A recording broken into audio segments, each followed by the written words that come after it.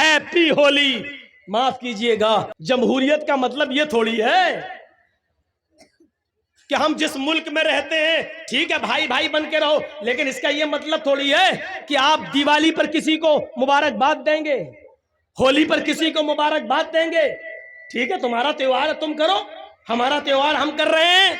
लेकिन एक मुसलमान होकर किसी गैर मुस्लिम को कहे कि दिवाली मुबारक हो, हैप्पी दिवाली, हैप्पी होली, माफ कीजिएगा, इसी चीज को खत्म करने के लिए तो मोहम्मद रसूलुल्लाह सल्लल्लाहु अलैहि वसल्लम आए, वरना ये ऑफर तो नबी को भी दिया गया था, 6 महीने आप हमारे मजहब में आ जाइए, 6 महीने हम आपके मजहब में आ जाते हैं। क्या कहा था अल्लाह के नबी सल्लल्लाहु अलैहि वसल्लम ने? कुरान की आयत नाजिल होती है, नहीं, लकुम दीनुकुम वलिय दीन, तुम्हारे लिए तुम्हारा दीन और हमारे लिए हमारा दीन। तुम अपने दीन पर रहो, हम अपने दीन पर रहें। न तुम हमें हमारी ईद की मुबारकबाद दो, न हम तुम्हें तुम्हारी दिवाली की मुबारकबाद देंगे। न तुम हमें हमारी बकरीद पर मुबारकबाद दो, न हम तुम्हें तुम्हारे होली पर मुबारकबाद देंगे। तुम अपना त्योहार करो, हम अपना त्योहार कर रहे हैं। युस्बिहुर रजुलु मुमिनन व युमसी काफिर, सुबह देखोगे मोमिन होगा और शाम होते होते काफिर हो जाएगा। हम इस्लाम के अंदर पूरे की पूरे दाखिल नहीं है। अब फिर कहोगे मौलाना साहब हर्ज क्या है? हम एक गांव में रहते हैं, हिंदू मुस्लिम भाईचारा, अगर हमने दिवाली की मुबारकबाद दे दी तो हर्ज क्या? फिर वही मसला है, जो कानून इस्लाम ने बना दिया उसको फॉलो करना है। ये नहीं देखना है कि इसमें नुकसान क्या है, इसमें फायदा क्या है, हमारी समझ में आए या ना आए, हमें उसी कानून को मानना है जो बना दिया है जनाब मोहम्मद रसूलुल्लाह सल्लल्लाहु अलैहि वसल्लम ने। ट्रैफिक नियम जैसे लाल बत्ती है, हमें रुकना है, चाहे गाड़ी आ रही हो या ना आ रही हो, हमें रुकना है। जब तक रेड नहीं, ग्रीन नहीं होगी हम नहीं जा सकते, जब तक शरीयत की इजाजत नहीं होगी हम नहीं जा सकते, हम नहीं कर सकते। इंसानियत की मिसाल कायम करो। अगर आपके पड़ोस में कोई गैर मुस्लिम है, बीमार है, आप अपनी गाड़ी में उसको ले जाओ, अस्पताल ले जाओ। अगर आपका पड़ोसी गैर मुस्लिम है और उसका ब्लड ग्रुप आपके ब्लड ग्रुप से मिल रहा है और उसको एक बोतल खून की जरूरत है, आप फौरन उसको अपने ब्लड का एक बोतल खून निकाल कर आप उसको दीजिए। शरीयत इसकी इजाजत देती है। इंसानियत जितनी हो, मानवता जितनी हो दिखानी चाहिए, लेकिन इसका यह मतलब नहीं है कि उनके त्योहारों में आप शिरकत करेंगे और आपके त्योहारों में वो उनको आप मुबारकबाद देंगे। इस हद तक शरीयत इजाजत नहीं देती है। या अय्युहल्लज़ीना आमनू उदखुलू फिस्सिल्मि काफ़ा, ईमानो वालो तुम इस्लाम के अंदर पूरे के पूरे दाखिल हो जाओ। हमें इस्लाम के अंदर पूरे के पूरे दाखिल होना है, हमें आधा अधूरा नहीं। हमारा उठना, हमारा बैठना, हमारा लेटना, हमारा जागना, हमारा खाना, हमारा पीना, हमारा सोना सब इस्लामी होना चाहिए। जब हम सुबह उठें तो हमारी जबान से इस्लामी जुमला निकल रहा हो, अल्हम्दुलिल्लाहिल्लज़ी अहयाना बअदा मा अमातना व इलैहिन नुशूर। जब हम किसी से मिले तो हमारी जबान से इस्लामी जुमले निकल रहे हो, अस्सलामु अलैकुम व रहमतुल्लाह। जब हम किसी से मुसाफा कर रहे हो और खैरियत पूछ रहे हो तो हमारी जबान से निकलना चाहिए अल्हम्दुलिल्लाह। जब हमें छींक आए तो हमारा रहन सहन ये होना चाहिए कि हमारी जबान से निकल रहा हो अल्हम्दुलिल्लाह। जब हम किसी ऊंची जगह पर लिफ्ट पर चढ़ रहे हो या छत पे चल रहे हो, सीढ़ियों से ऊपर जा रहे हो, तो उस वक्त हमारी जबान से जुमले निकल रहे हो, अल्लाहु अकबर, अल्लाहु अकबर। जब हम लिफ्ट से नीचे आ रहे हो या हवाई जहाज लैंड कर रहा हो और नीचे उतर रहा हो, या हम पहाड़ से नीचे उतर रहे हो या अपने घर की छत से नीचे की मंजिल पर आ रहे हो, तो हमारी जबान से ये इस्लामी जुमला निकलना चाहिए, सुबहान अल्लाह, सुबहान अल्लाह। जब हम लैट्रीन में जा रहे हो तो हमारी जबान से दुआ निकलनी चाहिए, अल्लाहुम्मा इन्नी औज़ु बिका मिनल खुबुसी वल खबाइस। जब हम खाना खाने बैठ रहे हो ہماری زبان سے دعا نکلنی چاہیے، بسم اللہ وعلی برکت اللہ۔ جب ہم کھانا کھا کر فارغ ہو جائیں تو ہماری زبان سے جملہ نکلنا چاہیے الحمدللہ، اللہ کی حمد و ثنا۔ مسجد میں جائیں تو اللہ کا نام لیا جائے، مسجد سے نکلیں تو اللہ کا نام لیا جائے، ماں باپ سے ملیں تو اللہ کا نام لیا جائے، گھر میں جائیں تو سلام کر کے جائیں، اپنے بچوں کو سلام کروانے کی عادت ڈالیں، اپنے بچوں کو اسلامی ماحول دیں، اپنی بیوی کو اسلامی ماحول دیں، اٹھنا بیٹھنا لیٹنا سونا جاگنا کھانا پینا سب اسلامی ہو۔ جب بستر پہ سونے جائیں تو دعا پڑھیں اللہم باسمک اموت واحیا، ساتھ میں یہ دعا بھی پڑھ لو 10 بار سبحان، 33 بار سبحان اللہ، 33 بار الحمدللہ، 34 بار اللہ اکبر۔ یہ دعا جو آدمی پڑھ کر سوتا ہے تو اللہ تعالیٰ ایک فرشتہ مسلط کر دیتا ہے، وہ اس کی حفاظت کرتا ہے رات بھر۔ تب ہم اسلام کے اندر پورے کے پورے داخل ہوں گے۔ کوئی گناہ کے قریب ہم پہنچ گئے، اس وقت اللہ کا خوف ہمارے دماغ میں ہونا چاہیے۔ دنیا کی کوئی طاقت ہمیں دیکھ رہی ہو یا نہ دیکھ رہی ہو، لیکن اللہ تو ہمیں دیکھ رہا ہے۔ میرے بھائیو، اس گناہ سے ہم دور ہو جائیں تب ہے اسلام کے اندر پورے کے پورے داخل، ورنہ وہی سمجھا جائے گا بجلی کے کھمبے پر آم کے پیڑ کے چند پتے چپک گئے ہیں، ہماری باڈی پر چند دینی کام ہو گئے ہیں، لیکن ہم جڑ سے مسلمان نہیں ہیں، ہم اپنی بنیاد سے مسلمان نہیں ہیں، ہم اپنے رہن سہن سے مسلمان نہیں ہیں، اور یہاں ہمیں بنیادی طور پر مسلمان بننا ہے۔ اور اسلام کے اندر ہمارا رہن سہن ایسا ہونا چاہیے، اسلام کے اندر ہم ایسے گھل جائیں، اسلام کے اندر ایسے داخل ہو جائیں۔ مثال دے رہا ہوں، ذرا سوچیے، پانی کا ایک گلاس ہے، جگ ہے ہمارے پاس، لوٹا پانی کا ایک جگ ہے، اور ایک پتھر ہے ہمارے ہاتھ میں۔ اس پتھر کو پانی میں ڈال دیا اور رکھ دیا، 2 دن کے بعد آپ دیکھیں گے تو پانی میں وہ پتھر پڑا ہوا نظر آئے گا۔ آپ چاہیں تو ہاتھ ڈال کر پتھر کو نکال سکتے ہیں اور باہر پھینک سکتے ہیں۔ پانی میں آپ نے ایک پتھر ڈالا، 2 دن کے بعد آپ نے اس کو نکال دیا، اس کا مطلب کیا ہوا؟ اس کا مطلب یہ ہوا کہ پانی نے پتھر کو قبول نہیں کیا اور پتھر نے پانی کو بھی قبول نہیں کیا۔ جب تک ڈلا تھا، جب چاہا اس پتھر کو پانی سے باہر نکال کے پھینک دیا۔ ایسا ہمارا اسلام سے تعلق نہیں ہونا چاہیے کہ جب چاہو تب گھس جائیں اور جب چاہے کوئی ہمیں اسلام سے باہر نکال کر پھینک دے، ایسا نہیں ہونا چاہیے اسلام کے ساتھ ہمارا تعلق۔ جرجیت صاحب کے پاس پانی کا ایک جگ ہے۔ آپ کے ہاں زردہ بنتا ہے؟ زردہ، ارے وہ میٹھا چاول ہوتا ہے، ادھر نہیں بنتا ہے، ہم لوگوں کے یہاں بنتا ہے۔ تو اس میں کھانے والا رنگ ہوتا ہے۔ آپ کے یہاں کھانے والا رنگ تو بہت سی چیزوں میں ڈالا جاتا ہوگا، جلیبی میں ڈالا جاتا ہے، پلاؤ میں بھی ڈالا جاتا ہے رنگ۔ آپ جائیے اور 2 روپے کا 5 روپے کا کھانے والا رنگ کسی دکان سے لے آئیے، اور وہ کھانے والا رنگ پانی کے اس جگ میں ڈال دیجئے۔ 2 دن آپ انتظار آپ کو نہیں کرنا ہے، 1 منٹ بھی آپ کو انتظار نہیں کرنا ہوگا۔ آپ تھوڑی ہی دیر میں دیکھیں گے جیسے ہی وہ لال یا پیلا رنگ پانی میں گیا اور پانی کو پورا کا پورا لال کر دیا یا پیلا کر دیا، جو رنگ پانی میں ڈالا گیا پانی اسی رنگ میں رنگ گیا۔ اب آپ رنگ کو پانی سے الگ کریے، ہو جائے گا؟ جو رنگ آپ نے پانی میں ڈالا ہے، اب آپ پانی سے رنگ کو الگ کریے، نہیں ہوگا۔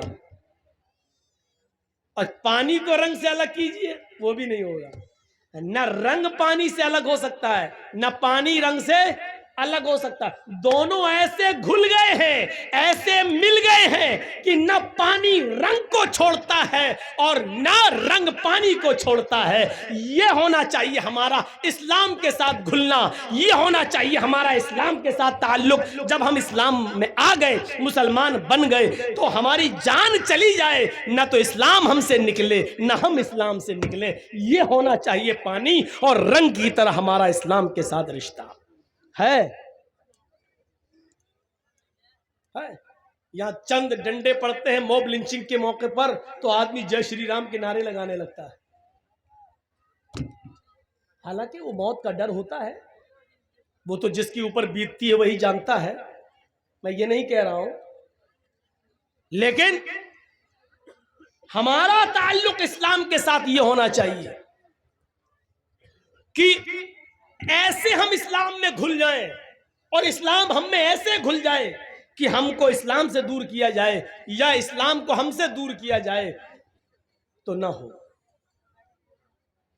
ہر حال میں ہم، اور اس کی جیتی جاگتی مثال ہے حضرت سمیہ کا وہ واقعہ جب ان کے دونوں پیر باندھ دیے گئے اور دونوں ہاتھ باندھ دیے گئے اور سمیہ سے کہا گیا، ایک نیزہ لایا گیا اور کہا سمیہ دیکھ، محمد کے رب کو چھوڑ دے، جن کو تو پہلے مانتی تھی انہی کو اپنا معبود مان لے۔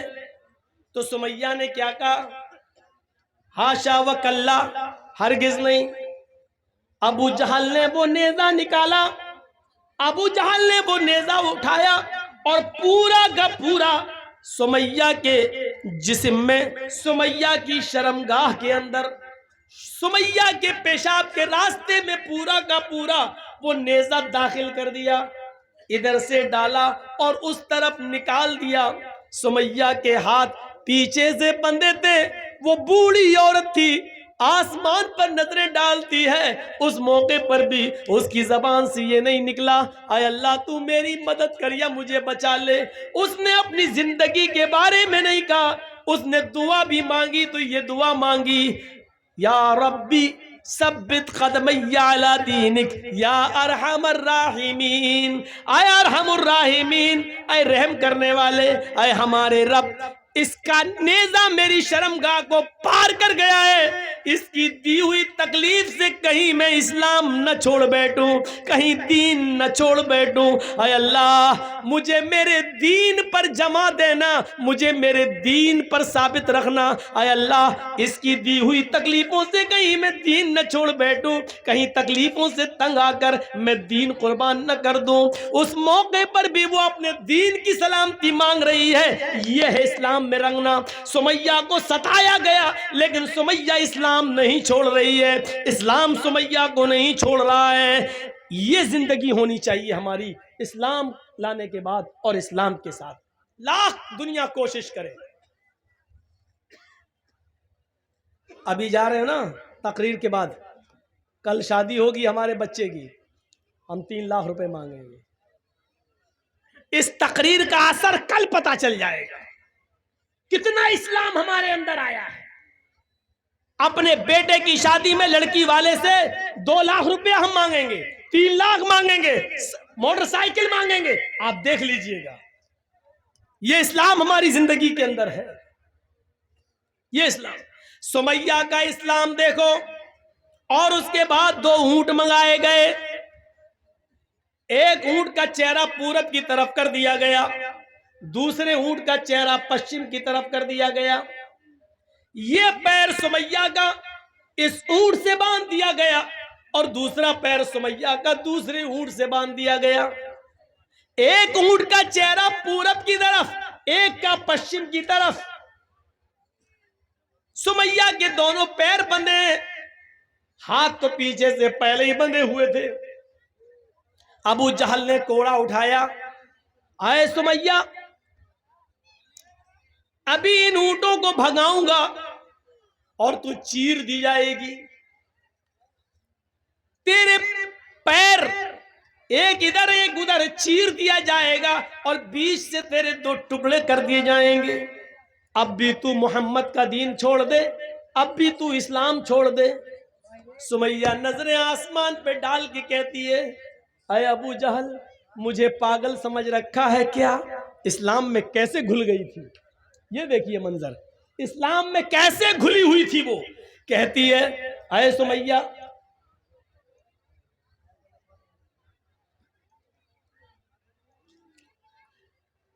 سمیہ کا حال دیکھیے آپ، کیسے گھلی ہوئی تھی وہ اسلام کے اندر، کیسے، کتنی اسلام کے اندر، اسلام اس کے گھر، اس کے دل میں گھر کر گیا تھا۔ سمیہ کیا کہتی ہے، اے ابو جہل وہ دیکھ ابو جہل نے کہا کیا؟ کہا تجھے نہیں دکھ رہا ہے؟ کہا نہیں۔ ارے وہ جنت ہے، جنت۔ آیا ابو جہل کیا جنت دیکھ کر بھی کوئی پلٹ سکتا ہے؟ اے ابو جہل، جو جنت میں دیکھ رہی ہوں اور جس جنت کی خوشبو میری ناک تک آ رہی ہے اس کو تو محسوس نہیں کر رہا ہے، وہ تیری ناک تک نہیں آ رہی ہے۔ آئے ابو جہل، کوڑا تیرے ہاتھ میں، جلدی مار۔ ابو جہل کہتا ہے سمیہ تجھے اپنی موت کا ڈر نہیں ہے؟ سمیہ مسکرا کے کہتی ہے ابو جہل جلدی مارنا ان اونٹوں کو، جلدی بھگا ان اونٹوں کو۔ جتنی دیر تو ان اونٹوں کو بھگانے میں لگا رہا ہے، قسم ہے کعبے کے رب کی، اتنی دیر مجھے جنت میں جانے میں لگ رہی ہے۔ اس منظر کو دیکھ کر آپ کیا کہیں گے میرے بھائیوں؟ وہ کیسے اسلام کے اندر رچ گئی تھی، بس گئی تھی؟ کیسے؟ کیا چیز تھی اس کے اندر جو اسلام اس کے اندر گھر کر گیا تھا؟ اس تکلیف کو دیکھ کر بھی وہ پلٹی نہیں، گھومی نہیں، اور ابو جہل نے غصے میں اونٹوں کو بھگا دیا۔ ابن سعد کے الفاظ ہیں طبقات کے اندر کہ سمیہ کے بیچ سے دو ٹکڑے ہو گئے، سر بچ گیا، یہاں سے ایک جسم کا حصہ الگ ہو گیا اور ایک حصہ سر کے ساتھ بچ گیا، لیکن مرتے وقت سمیہ کے چہرے پہ مسکراہٹ باقی تھی۔ ابو جہل نے پتھر اٹھا کر اپنے سر پہ مارنا شروع کر دیا۔ لوگوں نے کہا یہ کیا کر رہے ہو، پاگل ہو گئے ہو؟ کہتا ہاں میں پاگل ہو گیا ہوں۔ سمیہ کا سب کچھ چھینا، اس کی جان تک چھینی، اس کو موت کے گھاٹ بھی اتارا، لیکن پھر بھی سمیہ جیت گئی، میں ہار گیا۔ مرتے وقت بھی مسکرا رہی ہے، دیکھو مجھے چڑھا رہی ہے۔ مرتے وقت بھی وہ بالکل بس مردہ نہیں ہوئی، مرتے وقت بھی ہنستے ہوئے مری۔ اس نے تو مجھے للکار دیا ہے، اپنی جان ہنستے ہوئے دے دی ہے۔ دنیا کیا کہے گی آنے والے دنوں میں نے ظلم بھی کیا تو ایک بوڑھی عورت کے اوپر ظلم کیا۔ میں نے جس بوڑھی عورت پہ ظلم کیا، ابو جہل اس کی ہنسی اور اس کی مسکراہٹ بھی نہیں چھین سکا۔ میرے پیارے ساتھیوں، یہ ایمان تھا جو سمیہ کے اندر، یہ اسلام تھا جو سمیہ کے اندر گھل گیا تھا۔ ایک آج ہمارا اسلام ہے جو جلسوں کے بعد ابھی پتا چل جائے گا، یہاں سے نکلیں گے اور جائیں گے اسی وقت ہمیں پتا چل جائے گا کہ ہمارا اسلام کیا ہے۔ میرے پیارے ساتھیوں، ادخلوا فی السلم کافہ، جب اسلام کے اندر داخل ہوئے ہی ہو تو پورے کے پورے داخل ہو جاؤ۔ قرآن کہتا ہے یا ایھا الذین آمنوا لا تلھکم اموالکم ولا اولادکم عن ذکر اللہ ومن یفعل ذلک فاولئک ھم الخاسرون۔ ایمانو والو، تمہیں تمہارے مال اور تمہیں تمہاری اولادیں کہیں اللہ کے ذکر سے غافل نہ کر دیں، جو ایسا کرے گا وہ بہت بڑا نقصان اٹھائے گا۔ وَأَنفِقُوا مِمَّا رَزَقْنَاكُم مِّن قَبْلِ أَن يَأْتِيَ أَحَدَكُمُ الْمَوْتُ فَيَقُولَ رَبِّ لَوْلَا أَخَّرْتَنِي إِلَىٰ أَجَلٍ قَرِيبٍ فَأَصَّدَّقَ وَأَكُن مِّنَ الصَّالِحِينَ۔ موت کے وقت آدمی کی جو تمنا ہوتی ہے، موت کے وقت آدمی کی جو خواہش ہوتی ہے، وہ قرآن پیش کر رہا ہے۔ کیا کہے گا؟ اللہ کہتا ہے اس موت کے آنے سے پہلے اللہ کے راہ میں خرچ کر دو۔ وَأَنفِقُوا مِمَّا رَزَقْنَاكُمْ، اللہ نے، ہم نے تمہیں جو رزق دیا ہے اس میں سے خرچ کرو اس موت کے آنے سے پہلے۔ أَن يَأْتِيَ أَحَدَكُمُ الْمَوْتُ، اس موت کے آنے سے پہلے کہ جب تم میں سے کسی کو آئے، فیقول، اور اس وقت جب فرشتے کو وہ اپنی آنکھوں سے دیکھ لے کہ یہ میری روح قبض کرنے آیا تو چیخ پڑے فَأَصَّدَّقَ وَأَكُن مِّنَ الصَّالِحِينَ، مجھے تھوڑی سی مہلت اور مل جاتی، میں صدقہ اور خیرات کر لیتا۔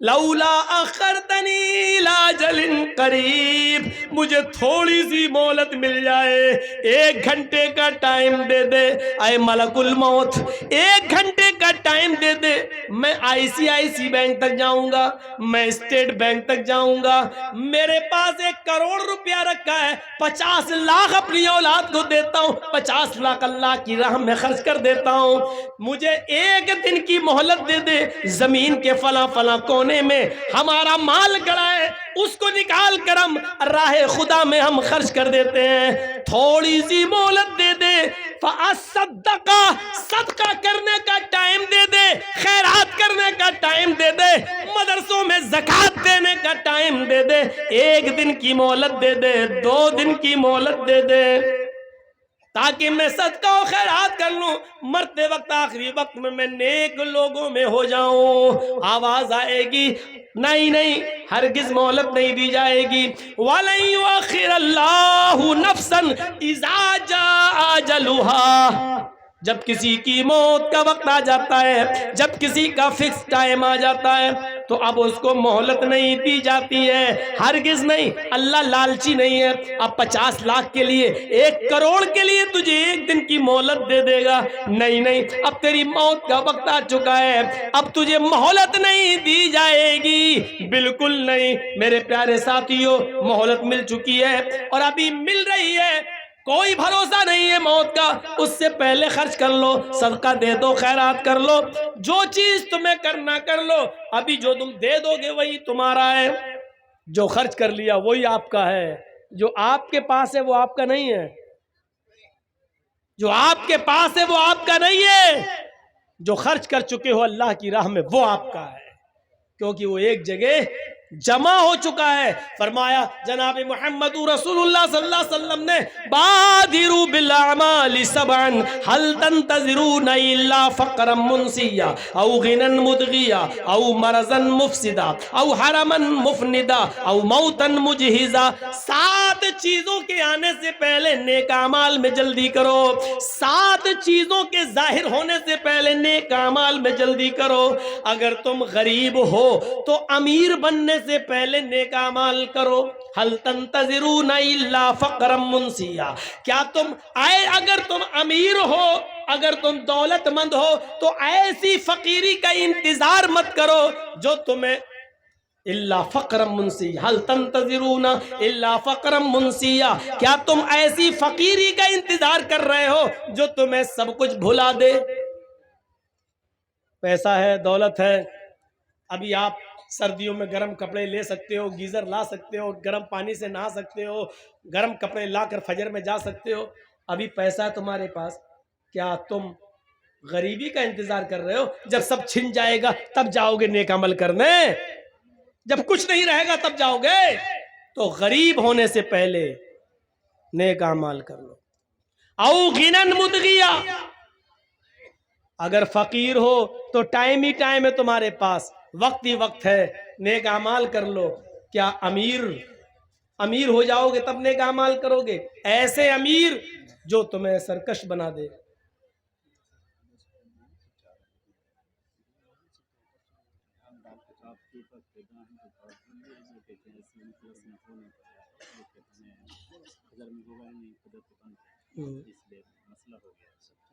تو کیا کریں؟ کیا کریں؟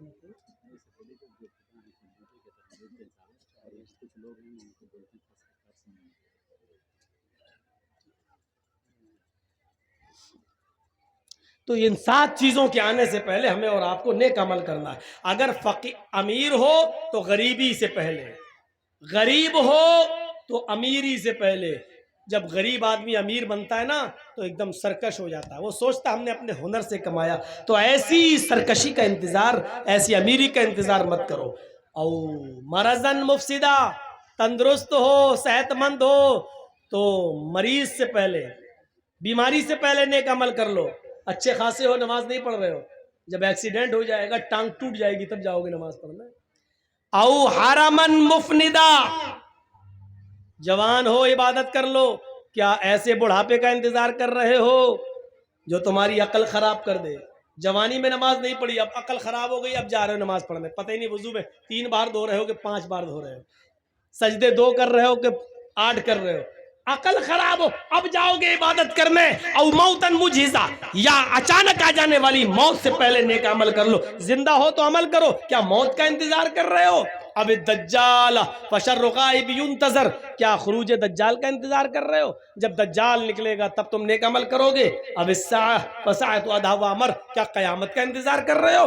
قیامت سے پہلے نیک اعمال کر لو۔ تو میرے پیارے ساتھیو یاد رکھیے گا، سب سے بہتر چیز ہوتی ہے صدقہ و خیرات، جو انسان کی تقدیر میں بہت سی چیزیں لکھی ہوئی ہوتی ہیں، لیکن صدقہ آنے والی مصیبتوں کو بھی ٹال دیتا ہے، آنے والی مصیبتوں کو بھی دور کر دیتا ہے۔ صدقہ اور خیرات، تو میرے بھائیوں زیادہ سے زیادہ صدقہ و خیرات کر کے آنے والی مصیبتوں سے اپنے آپ کو بچاؤ۔ تقدیر میں یہ بھی لکھا ہوتا ہے کہ اس آدمی کے اوپر یہ مصیبت آنے والی تھی، اس کا ایکسیڈنٹ ہونے والا تھا، لیکن یہ فلاں دن ایسا صدقہ کرے گا، اس صدقے کی وجہ سے اس کا ایکسیڈنٹ ٹل جائے گا۔ یہ مصیبت آنے والی ہے لیکن صدقے کی وجہ سے یہ مصیبت اس کی ٹل جائے گی۔ یہ سب چیزیں لکھی ہوئی ہیں، یہی نیم ہے اسلام کا، ایک قانون بنا دیا ہے۔ اب چاہے اس میں ہمارا نقصان ہو یا نہ ہو، ہمارا فائدہ ہو یا نہ ہو، ہمیں اس قانون کو فالو کرنا ہے، ہمیں اس قانون پر چلنا ہے، ہمیں اس قانون کو پورا کرنا ہے۔ سر میں درد ہے، نیند نہیں آ رہی ہے، لیکن قرآن کا قانون یہ ہے کہ انما الخمر والمیسر والانصاب والازلام رجس من عمل الشیطان، شراب اور جوا اور بتوں کے تھان، آستانوں کے تھان اور فال کے تیر، یہ سب کی سب حرام ہے۔ ایک قانون بنا دیا کہ شراب حرام ہے۔ اب آپ کہہ لیجئے کہ صاحب ہمیں نیند نہیں آ رہی ہے، ٹینشن بہت زیادہ، اس لیے تھوڑی سی شراب پی لیتے ہیں، اس میں ہمیں فائدہ ہے کہ ہمیں نیند آ جائے گی۔ ہمیں اس قانون کو ماننا ہے، جو حرام ہے وہ حرام ہے۔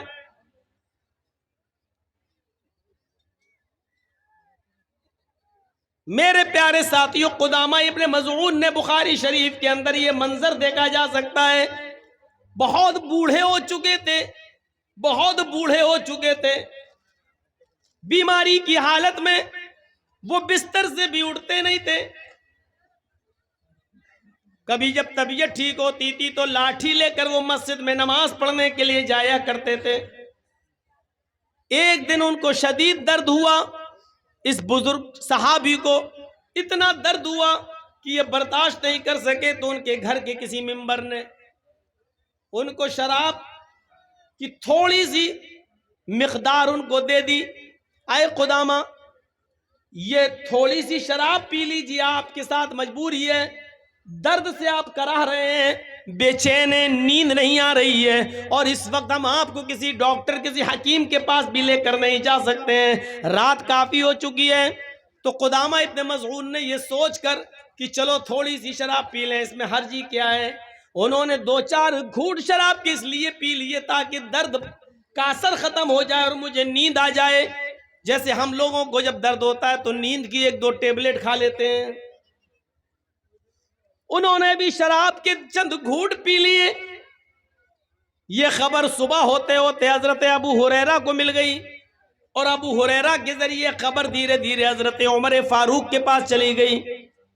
حضرت عمر فاروق نے قدامہ ابن مظعون کو دوسرے دن بلایا اور پوچھا کیا تم نے شراب پی تھی؟ انہوں نے اقرار کیا کہ سر میں درد، پیروں میں درد، ہاتھ میں درد، شدت درد جب بڑھ گیا اور مجھے رات میں بہت زیادہ بے چینی ہونے لگی تو میں نے تھوڑی سی شراب اس لیے پی لی تاکہ سکون مل جائے۔ حضرت عمر فاروق نے کہا مجبوری میں بھی اللہ کے رسول نے شراب پینے کی اجازت نہیں دی ہے، بیماری میں بھی ہمیں اللہ کے نبی صلی اللہ علیہ وسلم سے شراب کی پینے کی کوئی اجازت نہیں ملتی ہے، لہٰذا تم نے اپنے جرم کا اقرار کر لیا، تمہیں 40 کوڑے مارے جائیں گے۔ سارے صحابہ کی میٹنگ ہوتی ہے، صحابہ نے عرض کیا امیر المومنین، بزرگ صحابی ہیں، مسئلہ معلوم نہیں تھا، مجبوری میں شراب پی لی ہے، چھوڑ دیجئے، کمزوری ہے ان کی اوپر۔ انہوں نے کہا کہ مجھے کوئی ایک ایسی حدیث یا ایسا واقعہ بتا دیجئے کہ اللہ کے رسول کے زمانے میں کسی مجبور نے مجبوری میں شراب پی ہو اور اللہ کے رسول نے چھوڑ دیا اور میں نے چھوڑ دوں گا. لیکن کسی کے پاس ایسی کوئی دلیل نہیں تھی. حضرت عمر فاروق نے کہا ان کو کوڑے لگائے جائیں. پھر ایک میٹنگ ہوتی ہے صحابہ کی, تو اس میں یہ طے ہوتا ہے امیر المومنین کوڑے ان کو لگا لیجئے, میں منع نہیں کر رہا ہوں, لیکن 2-4-5 دن کی چھوٹ دے دیجئے, مہلت دے دیجئے, تاکہ یہ طبیعت ان کی خراب ہے یہ صحیح ہو جائیں. ہاتھوں پیروں میں درد ہے, چلنے پھرنے کے لائق نہیں ہے, تھوڑی سی طاقت آئے گی تب آپ ان کو کوڑے مار لینا. 1 ہفتے کا مہلت دے دو, 1 ہفتے کا ٹائم دے دو. حضرت عمر فاروق کہتے ہیں میں ان کو 1 ہفتے کا ٹائم دینے کے لیے تیار ہوں, لیکن اگر 1 ہفتے سے پہلے میرا ہی انتقال ہو گیا اور میں اس دنیا سے چلا گیا, اور قیامت کے دن جب اللہ نے مجھ سے پوچھا کہ تمہارے سامنے ایک مجرم آ گیا تھا, پھر تم نے اس کو سزا کیوں نہیں دی, اس کو 40 کوڑے کیوں نہیں لگائے, جبکہ مجرم نے اپنے جرم کو قبول کر لیا, تو میں اللہ تعالیٰ کو کیا جواب دوں گا؟ نہیں, ان کو آج ہی کوڑے لگائے جائیں گے. بخاری شریف کے صفحات پر یہ منظر لکھا ہوا ہے میرے بھائیوں. پھر قدامہ ابن مظعون اس بوڑھے صحابی کو حضرت عمر فاروق نے 40 کوڑے پڑوائے, اور 40 کوڑے ان کو جب مارے گئے تو ان کو ہڈیوں میں اتنا سخت چوٹ لگ چکی تھی ان 40 کوڑے کھانے کے بعد. پھر وہ 1 سال 2 سال تک بستر ہی پہ پڑے رہے, پھر وہ اٹھنے کے لائق نہیں رہے. وہ 40 کوڑے کھانے کے بعد وہ پیشاب و پائخانہ بھی بستر پر کیا کرتے تھے, پھر وہ اٹھنے کے لائق نہیں رہے, وہیں وضو بنوایا جاتا تھا اور اسی بستر پر وہ نماز پڑھتے تھے. 40 درے کھانے کے بعد, کوڑے کھانے کے بعد ان کا جنازہ اسی بستر کے اوپر اٹھتا ہے. میرے پیارے ساتھیوں, عمر فاروق نے ان تمام چیزوں کی کوئی پرواہ نہیں کی ہے. اندازہ لگائیے, بیماری میں, مجبوری کے اندر, جب درد بند نہیں ہو رہا تھا تو نیند آ جائے, اس مجبوری میں انہوں نے تھوڑی سی شراب پی لی, اس پر بھی حضرت عمر فاروق نے ان کو 40 کوڑے مارے. آج ہمارا موجودہ اور نوجوان کا طبقہ ذرا سوچے اور بتائے, انصاف کرے, کیا اس کو ایسی مجبوری ہے, اور مجبوری ہے بھی تب بھی شراب جائز نہیں ہے. تو میں کہنا یہ چاہتا ہوں کہ ٹریفک نیم کا النگھن آپ نہیں کر سکتے, چاہے کوئی سادھن, کوئی گاڑی آ رہی ہو نہیں, اگر ریڈ سگنل ہے تو آپ کو رکنا ہے, چاہے ایکسیڈنٹ ہو یا نہ ہو. اسی طریقے سے قرآن نے جو نیم بنا دیا, جو قانون بنا دیا, وہ ہمیں فالو کرنا ہے, چاہے اس میں ہمارا فائدہ ہو یا نہ ہو, چاہے اس میں ہمارا نقصان ہی کیوں نہ ہو, لیکن اس کو فالو کرنا ہے. یہ یاد رکھیے گا, اس نیم کو, اس اصول کو ہم نہیں توڑ سکتے. ہمارے لیے جائز نہیں ہے اس نیم کو توڑنا. ہماری سمجھ میں آئے یا نہ آئے, ہمیں اسلام کے ہر قانون کو ماننا پڑے گا. ہماری عقل میں یہ موزوں پر مسح کیا جاتا ہے, کہاں کیا جاتا ہے آپ کو معلوم ہے؟ جب وضو آپ بنا رہے ہیں تو یہ موزوں پر مسح کرتے تو اوپر کرتے ہیں ایسے, اپنے ہاتھوں کو تر کریے, اور یہ طریقہ ہے, یہ 5 انگلیاں اس طریقے سے آپ لائیے اور یہاں تک لائیے, ٹخنے تک, ایسے کر کے یہاں تک, یہ 5 انگلی یہاں تک, یہ آپ کا مسح ہو گیا. عقل کیا کہتی ہے؟ عقل کہتی ہے کہ ہم زمین پر چلتے ہیں تو گندگی, مٹی یا گندگی نیچے لگتی ہے. جب ہم زمین پہ چلتے ہیں تو قاعدے سے ہاتھ تر کر کے ہمیں نیچے پھیرنا چاہیے تاکہ نیچے کا حصہ پاک ہو جائے. لیکن اللہ کے رسول نے تر ہاتھ کر کے, ہاتھوں کو بھگو کر نیچے پھیرنے کا حکم نہیں دیا, بلکہ اوپر پھیرنے کا حکم دیا ہے, اوپر. اب آپ کہیں گے صاحب گندگی تو نیچے لگتی ہے, اللہ کے نبی اوپر کے حکم دے رہے ہیں, ہمیں نہیں معلوم کیوں دیا ہے, اور نہ ہی اللہ کے رسول کے علم میں ہمیں برابر کا شریک ہونے کا حق ہے. ہمیں صرف اتنا ماننا ہے, نبی نے کہا ہے ہمیں کرنا ہے, یہی قانون ہے, اسی کو ہمیں فالو کرنا ہے, چاہے ہماری عقل میں آئے یا نہ آئے. ابھی ہمارے محترم مولانا جمال الدین صاحب کتنا للکار رہے تھے, آپ بتائیے اور اقرار کیجئے. پہلے کہا انہوں نے کہ آپ لوگ صرف مولانا جرجیز کو سننے آتے ہیں, عمل کرنے نہیں آتے, اور پھر دوسرے بار جب اعلان کروایا تو سب بول دیے کہ ہاں ہاں ہم عمل کریں گے. تو کیا آپ کی زبان سے نکلا ہوا یہ جملہ کیا ہم اس پر اعتبار کر لیں؟ اس پر بھی ہم اعتبار نہیں کر سکتے. یہ تو رزلٹ آپ دیں، چھوٹے بچے نہیں ہیں آپ. چھوٹے بچوں کی خطائیں اور غلطیاں معاف کی جا سکتی ہیں لیکن بڑوں کی نہیں. کبھی آپ نے بھی اسکول میں پڑھا ہوگا، آپ نہیں پڑھے تو آپ کے بچے اسکول میں پڑھتے ہیں. کبھی آپ نے دیکھا ہے آپ کا بچہ جب نرسری میں پڑھتا ہے تو اس کو پینسل سے لکھوایا جاتا ہے، جب ایل کے جی میں آتا ہے تو پینسل سے لکھتا ہے، جب یو کے جی میں آتا ہے تو پینسل سے لکھتا ہے، اور ساتھ میں ریزر بھی ہوتا ہے. وہ لکھتا ہے، غلط لکھ جاتا ہے، مٹایا جاتا ہے، پھر غلطی کرتا ہے، پھر مٹایا جاتا ہے. لیکن جب آپ کا بچہ پرائمری کراس کر لیتا ہے، 5واں کلاس پڑھ لیتا ہے، جب 6 کلاس میں آتا ہے تو پینسل اس سے چھین لی جاتی ہے اور اس کے ہاتھ میں اب پین دے دیا جاتا ہے، قلم دے دیا جاتا ہے.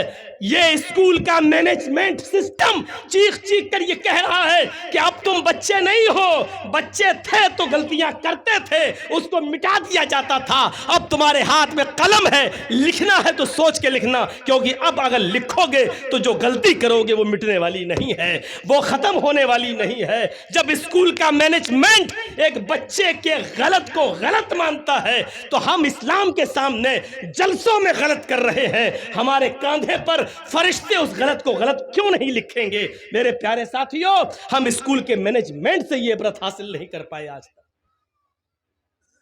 کیا ہم اسکول میں پڑھتے ہوئے وہ بچے ہیں جو پینسل سے لکھیں اور غلطی کر جائیں تو اس کو مٹا دیا جائے؟ اب ہم بڑے ہو چکے ہیں. ان جلسے یہ یوٹیوبروں کو بھرے مجمع میں نے کہا تھا کہ اب تمہیں کسی جلسے میں ہم لگانے نہیں دیں گے، اور لال بتھانی میں نے منع بھی کر دیا تھا وہاں کے مینجمنٹ کو، ایک بھی یوٹیوبر کو آپ آنے مت دیجیے اور ہٹائیے. لیکن اس کے باوجود یہ لوگ اپنی حرکتوں سے باز نہیں آ رہے ہیں. پھر وہ مثال دینا پڑتی ہے کتے کی دم والی. پھر آپ کہتے کہ مولانا ایسا بول رہے ہیں. آپ بھی تو اپنی اوقات میں رہیے. آپ دیکھیے دوسروں کو ڈسٹرب کر رہے ہیں. آپ کے تو چینل میں آ جائے گا پیسہ، آپ تو ڈال دیں گے مولانا جرجیس نے بولا، جھوٹ لکھیں گے مولانا جرجیس کو دیا مودی نے ایوارڈ. ہاں تیرے باپ نے دیا، مودی نے نہیں دیا. یہ یوٹیوبر کی حرکت ہے. یوٹیوبر کی ایک یوٹیوبر نے کیا لکھا؟ مولانا جرجیس کو دیا مودی نے ایوارڈ، اور ایوارڈ مودی کے ہاتھ میں پکڑا بھی دیا، اور ایڈٹ کر کے اس نے میرا فوٹو بھی لگا دیا، یعنی مودی ہمیں دے رہا ہے. جبکہ ہم نے مودی کی شکل اوریجنلی میں کبھی نہیں دیکھی ہے. ٹی وی میں دیکھی ہے، کبھی آمنا سامنا نہیں، کبھی سامنے نہیں دیکھا، اور اللہ کرے کہ نہ دیکھوں. اور یہ لوگ مودی کے ہاتھ سے ہمیں ایوارڈ دلوا رہے ہیں اور کام کر رہے ہیں اسلام کا جھوٹ بول بول کے. ایک چینل والے نے لکھا ہے، ہیڈنگ بنائی ہے، ترپورہ کے حادثے پر مولانا جرجیس کی اسپیچ. جبکہ ترپورہ میں جب حادثہ ہوا اس کے بعد سے اب تک میری ترپورہ پہ کوئی اسپیچ ہوئی نہیں ہے، میں بولا ہی نہیں ہوں، اور انہوں نے پہلے ہی کہیں سے کاٹ چھانٹ کے وہ لکھ دی. ایک یوٹیوبر نے لکھا، مولانا نے مودی کو للکارا، تقریر سن رہے ہیں تو صاحب حضرت عمر فاروق کی آ رہی ہے.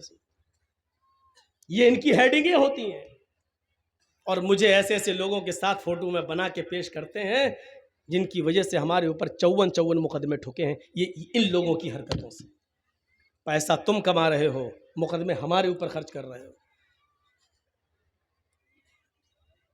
اپنے اوقات میں رہیے، جو موضوع ہے وہی ڈالیے، اپنی طرف سے نہیں. رام چندر جی کے بارے میں مولانا نے ہندوؤں کی کھاٹ کھڑی کر دی، یہ موضوع ہوتا ہے. مولانا نے رام کو ننگا کر دیا، یہ ان کا موضوع ہوتا ہے. ٹاپک دیکھیے آپ، اس کو جتنے ہندو سنیں گے دیکھیں گے وہ خوش ہوں گے.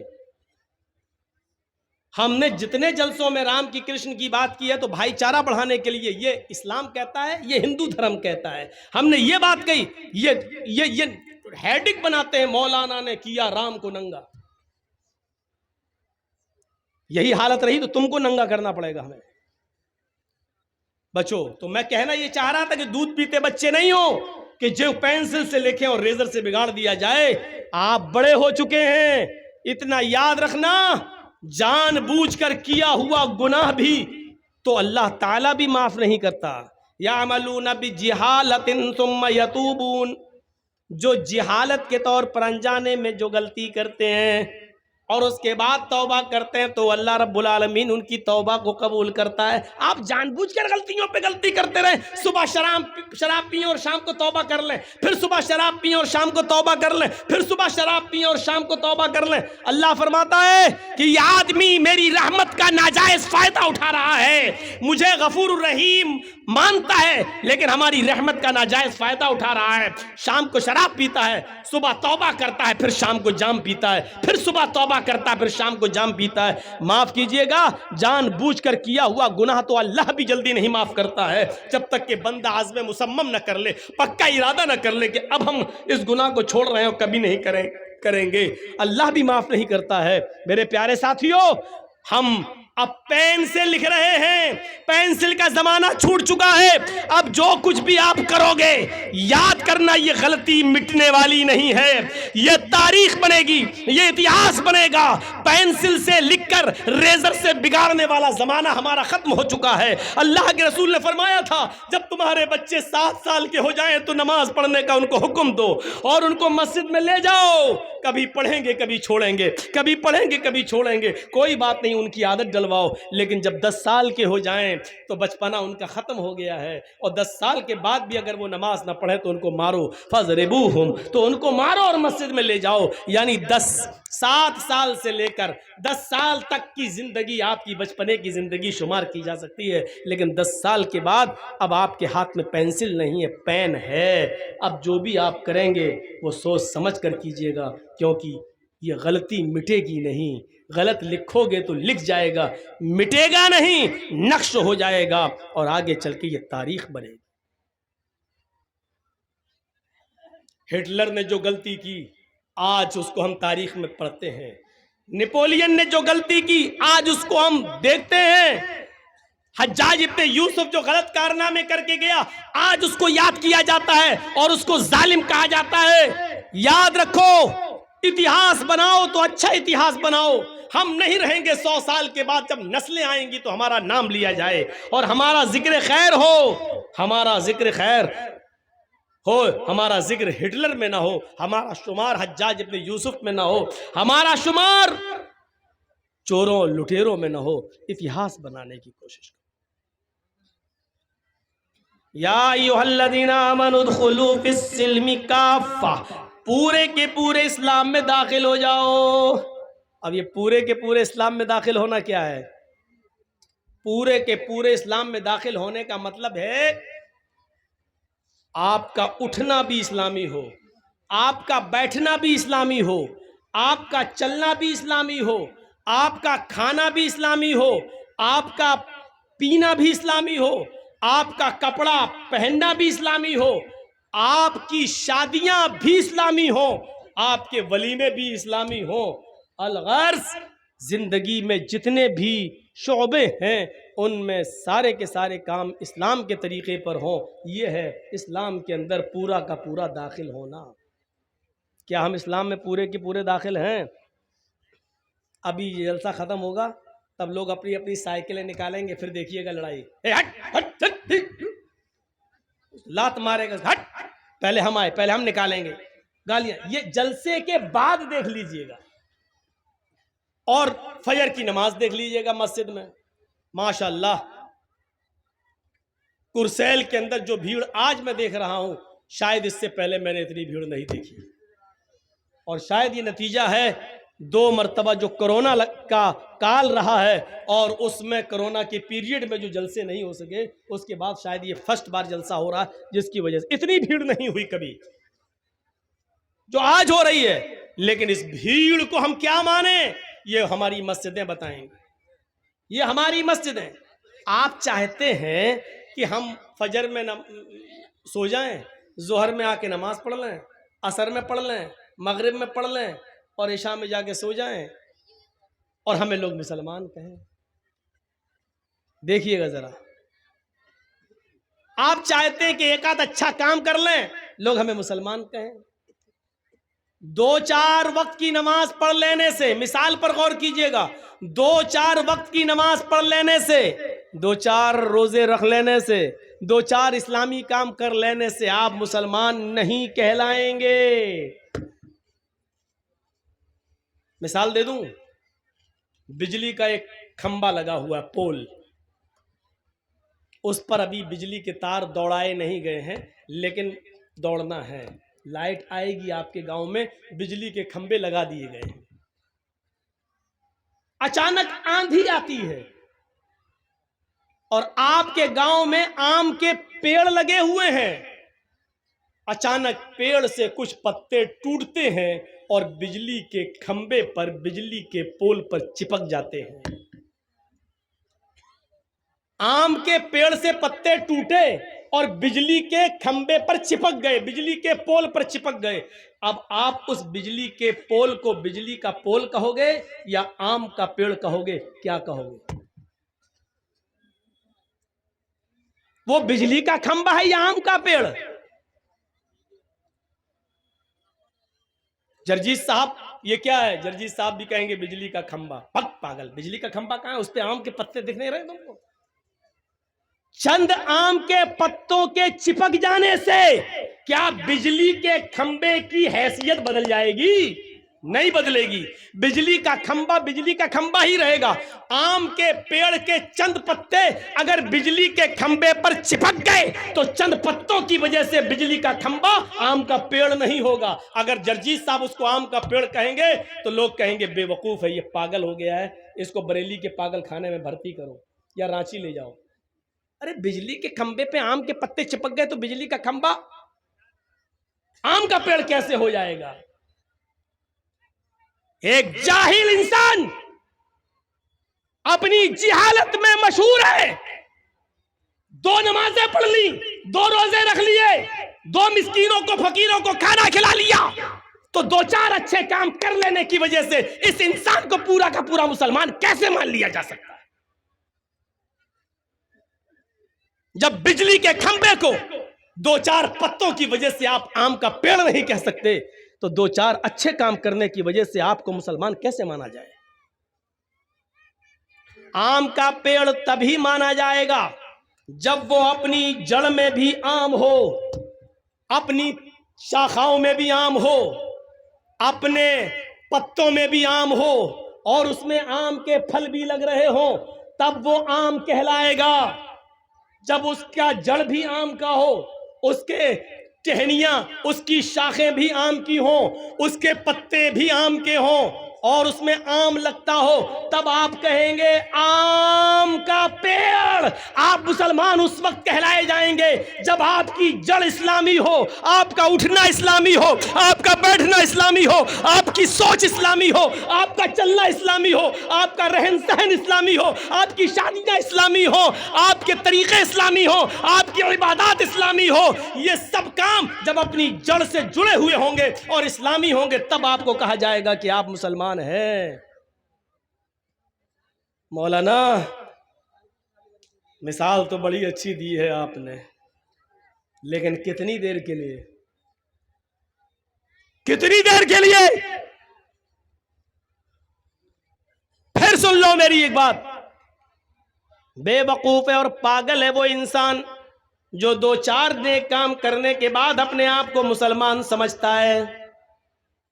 مسلمان وہ ہے جو اپنے کیریئر سے، اپنے اخلاق سے مسلمان ہو، اپنی جڑ سے مسلمان ہو، اپنی بنیاد سے مسلمان ہو، نیچے سے لے کے اوپر تک پورا کا پورا مسلمان ہو، تب وہ مسلمان کہلاتا ہے۔ پھر سن لو، آم کے پیڑ کے چند پتے کسی بجلی کے کھمبے پر چپک جائیں تو بجلی کا کھمبا آم کا پیڑ نہیں ہو سکتا ہے۔ اسی طریقے سے دو چار نمازیں، دو چار روزے، دو چار فقیروں کو کھانا، 2-4 ہزار روپے کا صدقہ اور خیرات کر دینے سے ہم یہ سمجھتے ہیں کہ ہم پورے کے پورے مسلمان ہیں، غلط سمجھ رہے ہیں۔ اور اللہ نے یہ نہیں کہا کہ مسلمان بنو، اللہ نے کہا ادخلوا فی السلم کافہ، اسلام کے اندر پورے کے پورے داخل ہو جاؤ۔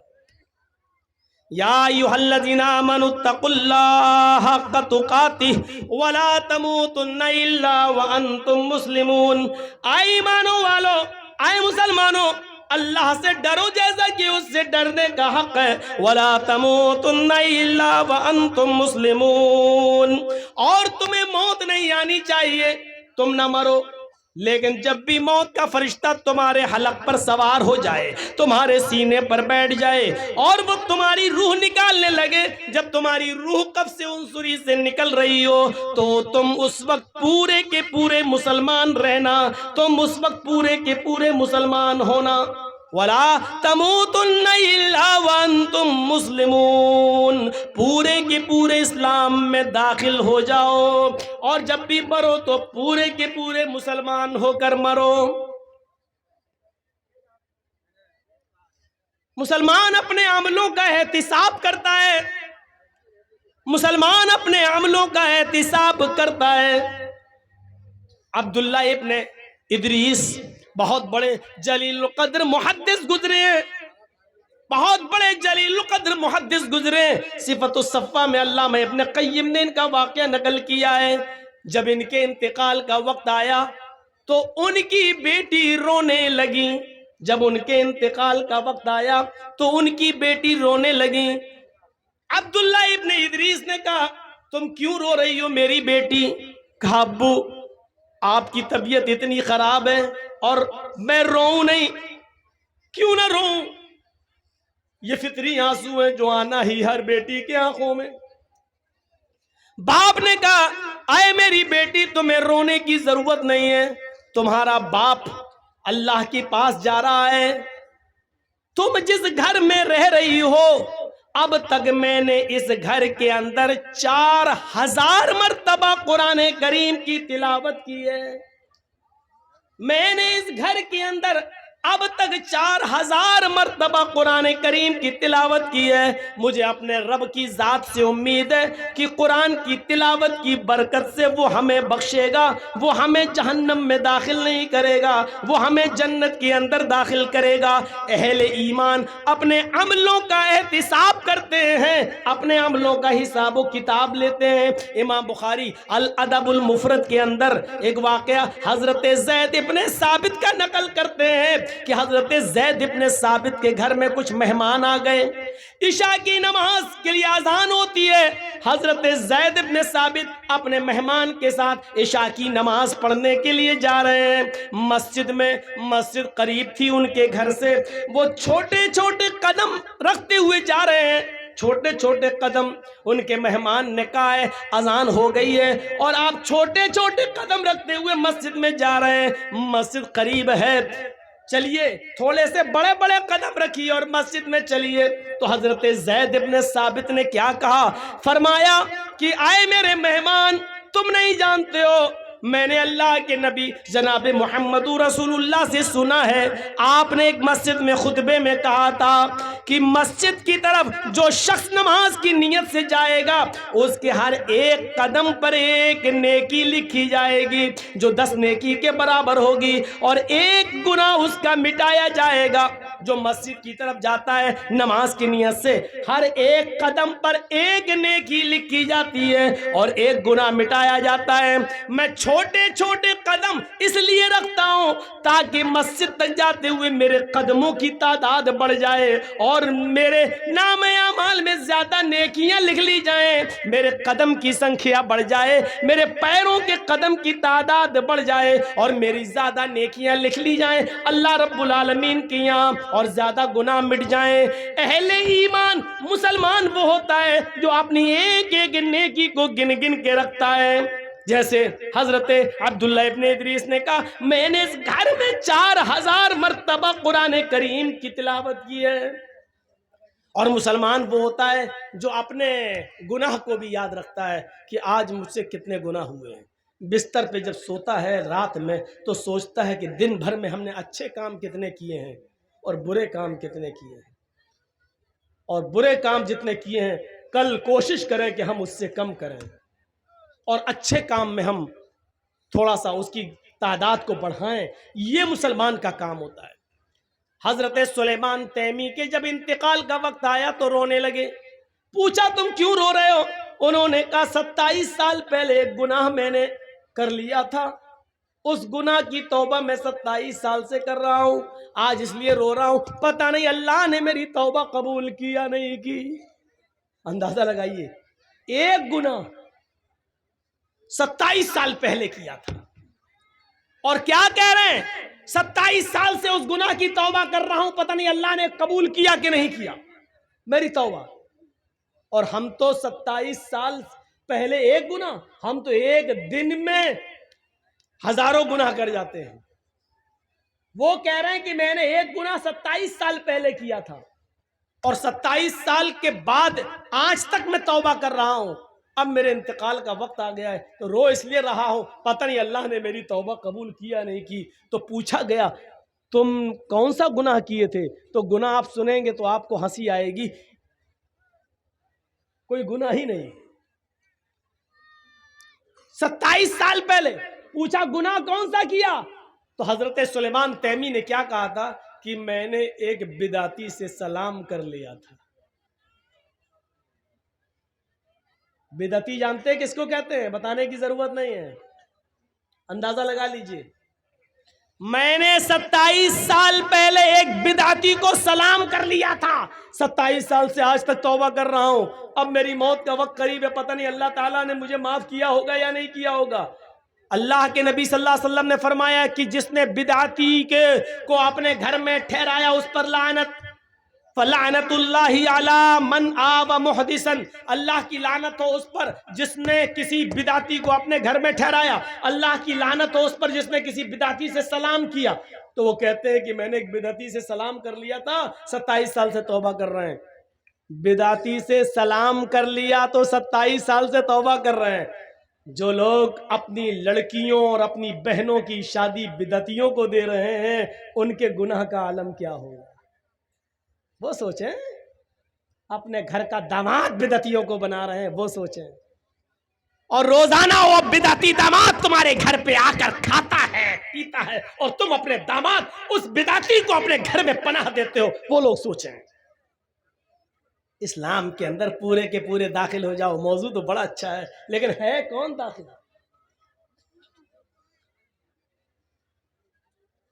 نبی اکرم صلی اللہ علیہ وسلم نے فرمایا تھا یصبح الرجل مومنا ویمسی کافرا ویمسی مومنا یصبح کافرا۔ تم ایک آدمی کو دیکھو گے کہ وہ صبح جب اٹھے گا تو مومن ہوگا، لیکن شام ہونے سے پہلے پہلے وہ کافر ہو جائے گا۔ صبح اٹھو گے اس کو مومن پاؤ گے، شام ہونے سے پہلے پہلے وہ کافر ہو جائے گا۔ شام کو دیکھو گے وہ مومن ہوگا، صبح اٹھتے اٹھتے وہ کافر ہو جائے گا۔ صبح مومن ہوگا، فجر کی نماز پڑھے گا، قرآن کی تلاوت کرے گا، تم دیکھو گے کہ مومن ہوگا، اور شام ہوتے ہوتے وہ کافر ہو جائے گا۔